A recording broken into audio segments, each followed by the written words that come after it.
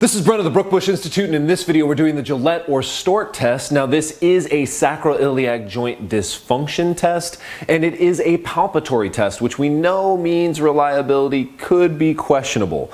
But of the sacroiliac joint tests, this one is definitely one of the better ones, and I'm going to show you guys a couple tips that will hopefully increase your reliability. I'm going to have my friend Melissa come out. She's going to help me demonstrate.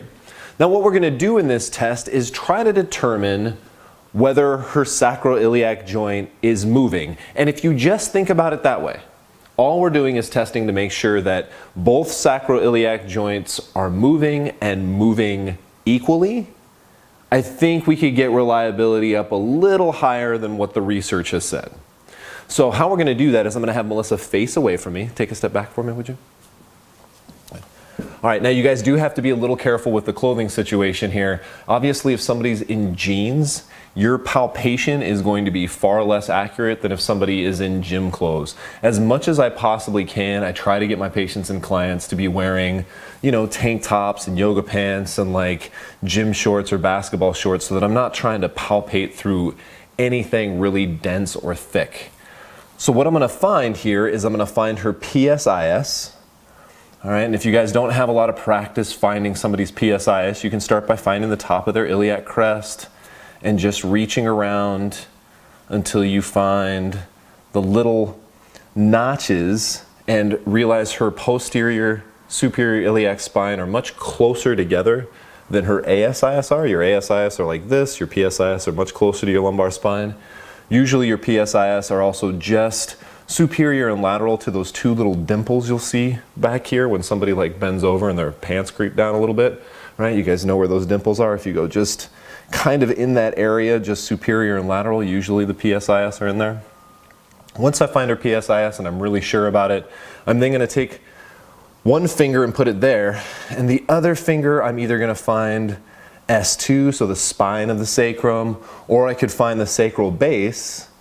And then on the side I'm palpating, I'm going to have Melissa just go ahead and lift that leg up to like 90 degrees of hip flexion, right? So I'm going to have her do that for me a few times. Can you do that? Like, a few times nice and slow. And one of a couple of things will happen.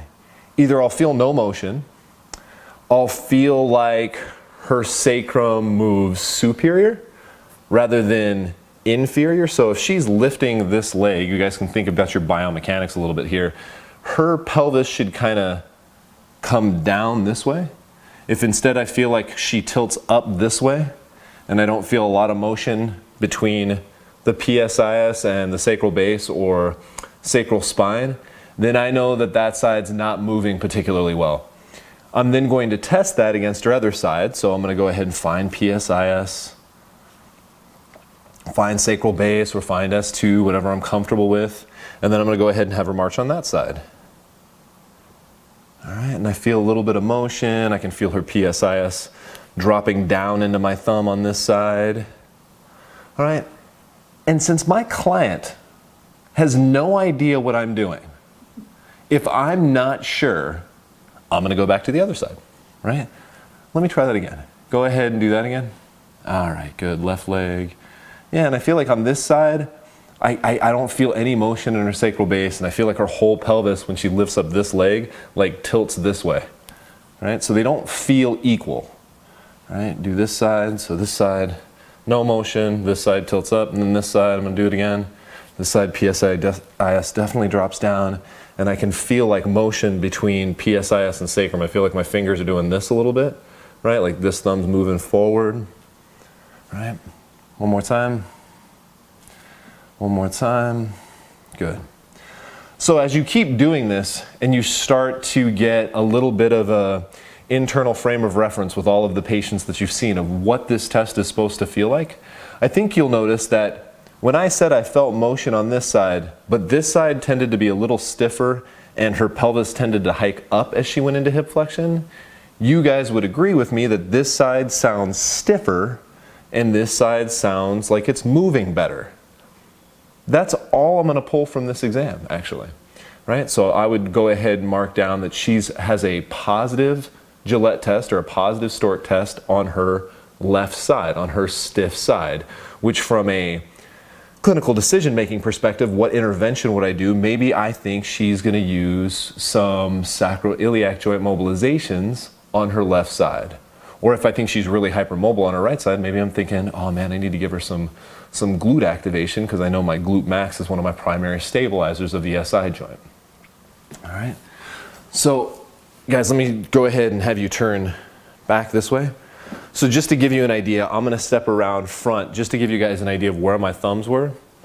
All right, so I had fingers here at PSIS and one here like at her sacral base, or you could even go on spine of the scapula. As she lifts this leg, what I'm looking for is, does this move down this way? And am I feeling some motion between my two fingers this way? The common signs that you'll feel with stiffness is you won't feel as much motion between your fingers. You'll feel like they move together. And this hip, as she goes into hip flexion, will go up, right? Maybe just a little bit, right? So that doesn't feel like a lot of motion, and I feel like she's going up, all right? And then I would go to the other side, and as soon as she went into hip flexion, I would go, oh, yeah, I feel some play back and forth between my fingers. I don't feel like they're necessarily moving together. And usually, if she has good motor control on this side and good mobility, you won't feel the pelvis hike up. In fact, the PSIS on this side, because she's going into a posterior pelvic tilt, will actually drop down. Right? So that's it. That is the Gillet test. That is the Stork test. I think a lot of people try to get way too complicated with this test and be like, well, I felt the sacrum go anterior and I felt the sacrum rotate this way. And I leave all that alone. The more complicated the test gets, the more reliability starts dropping. Right? And I know there's some expert palpators out there, and I know there's people out there with better palpation skills than me, but we still have to think, how can we make this as reliable as possible? And I think if you just compare signs, you look for which side is stiffer, that's your positive side. And for the record, guys, sacroiliac joint dysfunction is almost always asymmetrical. Another sign that you might think in the back of your head that's a little weird is if you feel like both sides are stiff, something is probably wrong and you should probably retest that. But if you just look for the stiffer side, and then if we add another layer on top of that, usually the stiffer side is one with no motion between your two points that you're palpating. Your fingers move together, and that side tends to hike up. The side with more motion, you get more play between your two fingers. They don't tend to move together, and your PSIS moves down, right? So this would be the mobile side. The side that goes up and your fingers move together, that would be the positive side. Again, I wouldn't go any further than that. The only reason I'm going to use the Stork test is to try to figure out which side do I need to mobilize and which side do I need to stabilize. Thank you, Melissa. I hope you guys enjoyed this test.